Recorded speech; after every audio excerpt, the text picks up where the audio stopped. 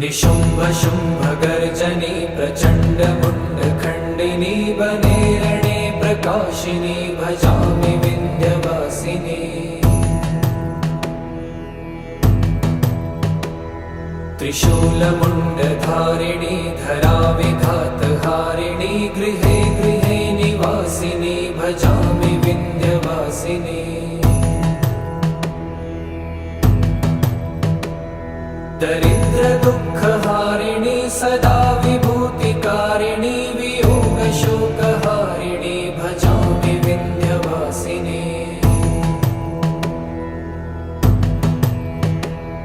लसत्सुलोललोचनं लतासनं वरप्रदं कपालशूलधारिणी भजामि Vindhyavasini.